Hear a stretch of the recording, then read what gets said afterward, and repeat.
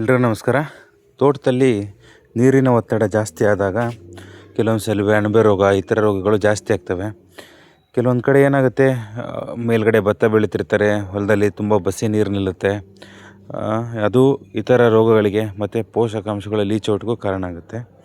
So ಈ ಥರ ನೀರನ್ನು ಹೊಲದಿಂದ ಹೊರಗಾಗಲಿಕ್ಕೆ ಇತ್ತೀಚೆಗೆ ಈ ಥರ ಬಸಿಗಾಲುವೆಯಲ್ಲಿ ಈ ಥರ ಪೈಪ್ಗಳನ್ನು ಅಳವಡಿಸ್ಬಿಟ್ಟು ನೀರನ್ನು ಹೊರ ಹಾಕ್ಲಿಕ್ಕಾಗುತ್ತೆ.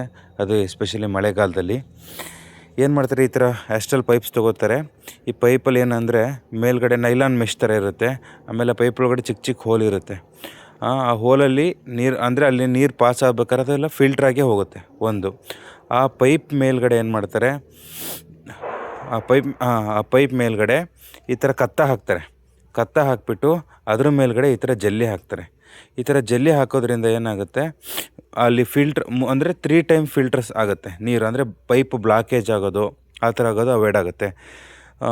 ಅಂದರೆ ಜಲ್ಲಿಲಿ ಸ್ವಲ್ಪ ನೀರು ಹೋಗ್ಬೇಕಾದ್ರೆ ಅಲ್ಲಿ ಫಿಲ್ಟ್ರ್ ಆಗುತ್ತೆ. ಅದಾದಮೇಲೆ ಕತ್ತದಲ್ಲಿ ಥ್ರೂ ಪಾಸ್ ಆಗಬೇಕಾದ್ರೆ ಅಲ್ಲೂ ಫಿಲ್ಟ್ರ್ ಆಗುತ್ತೆ. ಆಮೇಲೆ ಫೈನಲ್ಲಾಗಿ ಆ ನೈಲಾನ್ ಮೆಶ್ ಏನಿರುತ್ತಲ್ಲ ಪೈಪ್ ಮೇಲೆ, ಅದು ಡಿಗ್ರೇಡ್ ಆಗೋಲ್ಲ. 40 ವರ್ಷ ವ್ಯಾರಂಟಿ ಕೊಡ್ತಾರೆ ಅವರು. ಆ್ಯಕ್ಚುಲಿ 40 ವರ್ಷದವರೆಗೂ ಅದು ಡಿಗ್ರೇಡ್ ಆಗೋಲ್ಲ.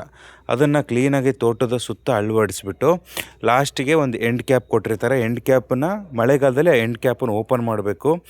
ಮತ್ತು ಬೇರೆ ಟೈಮಲ್ಲಿ ಅಂದರೆ ಸಮ್ಮರಲ್ಲಿ ನೀರು ಕಡಿಮೆ ಆದಾಗ ಏನು ಮಾಡಬೇಕು, ಎಂಡ್ ಕ್ಯಾಪ್ನ ಕ್ಲೋಸ್ ಮಾಡಬೇಕು. ಇಲ್ಲಾಂದರೆ ಮತ್ತೆ ಸುಮ್ಮನೆ ನೀರು ಬಸ್ತು ಹೋಗೋ ಚಾನ್ಸ್ ತುಂಬ ಇರುತ್ತೆ. ಈ ರೀತಿ ಮಾಡೋದ್ರಿಂದ ನಮಗೆ ಎಸ್ಪೆಷಲಿ ಎಲ್ಲಿ ನೀರಿನ ಒತ್ತಡ ಜಾಸ್ತಿ ಇರುತ್ತೆ ಅಂಥ ಪ್ರದೇಶದಲ್ಲಿ ನೀರನ್ನು ಹೊರಗಡೆ ಹಾಕಲಿಕ್ಕೆ ತುಂಬ ಬೆನಿಫಿಟ್ ಆಗುತ್ತೆ ಇದು. ಯಾಕೆಂದರೆ ಇದ್ರದ್ದು ಡ್ಯೂರೇಷನ್ ಅಂದರೆ ತುಂಬ ವರ್ಷ ನಾವು ಇದನ್ನು ಯೂಸ್ ಮಾಡ್ಬೋದು.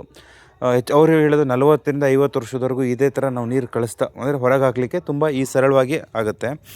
ಪ್ಲಸ್ ಅದರ ಜೊತೆಗೆ ಇದು ಪರ್ ಏಕರು 60,000ದಿಂದ 70,000 ಖರ್ಚು ಬರುತ್ತೆ. ಸೊ ಹಾಗಾಗಿ ಲಾಂಗ್ ಡ್ಯೂರೇಷನಲ್ಲಿ ಇದು ಬೆನಿಫಿಷಿಯಲ್ ಇರೋದರಿಂದ ಇದನ್ನು ಆರಾಮಾಗಿ ನಮ್ಮ ತೋಟಕ್ಕೆ ಅಳವಡಿಸ್ಕೋಬೋದು. ಇದನ್ನು ಫಿಟ್ ಮಾಡೋದು ಸ್ವಲ್ಪ ಈಸಿನೇ. ಅದಕ್ಕಾದರೆ ಟೆಕ್ನಿಷಿಯನ್ಸ್ ಇರ್ತಾರೆ, ಅವರೇ ಆ JCB ತಂದುಬಿಟ್ಟು ಅವರೇ ಫಿಟ್ ಮಾಡೋದ್ರಿಂದ ನಮಗೆ ಆರಾಮಾಗಿ ಇದನ್ನು ನಾವು ಮೇಂಟೈನ್ ಮಾಡ್ಬೋದು ಲಾಂಗ್ ಡ್ಯೂರೇಷನ್ನಾಗಿ. ಹಾಗಾಗಿ ಯಾರ್ಯಾರು ರೈತರು ನೀರಿನಲ್ಲಿ ಹೊಲದಲ್ಲಿ ಒತ್ತಡ ಇರುತ್ತೆ, ನೀರನ್ನು ಬಸ್ತು ಹೋಗೋಕ್ಕೆ ಬರೀ ಟ್ರಂಚ್ ಮಾಡೋಕ್ಕೆ ಮಾಡಿದರೆ ಅಷ್ಟು ಕ್ಲಿಯರಾಗಿ ಕೆಲವೊಂದು ಟೈಮ್ ಹೋಗ್ತಿರಲ್ಲ. ಸೊ ಈ ಥರ ಪೈಪ್ಗಳನ್ನು ಅಳವಡಿಸಿದರೆ ಅದು ಫಿಲ್ಟ್ರ್ ಆಗಿಬಿಟ್ಟು ತುಂಬ ಡ್ಯೂರೇಷನಲ್ಲಿ ನಮ್ಮ ತೋಟ ಲಾಂಗ್ ಡ್ಯೂರೇಷನಲ್ಲಿ ನಾವು ಇಳುವರಿನ ಕನ್ಸಿಸ್ಟೆಂಟಾಗಿ ತೆಗಿಲಿಕ್ಕೆ ಈ ಸಖತ್ ಬೆನಿಫಿಷಿಯಲ್ ಅಂತ ಹೇಳ್ತಾ ಈ ವಿಡಿಯೋನ ನಾನು ಮುಗಿಸ್ತಾ ಇದ್ದೀನಿ. ಇನ್ನೂ ಹೆಚ್ಚಿನ ಮಾಹಿತಿ ಬೇಕಾದರೆ ನಮ್ಮನ್ನು ನೀವು ಸಂಪರ್ಕಿಸ್ಬೋದು.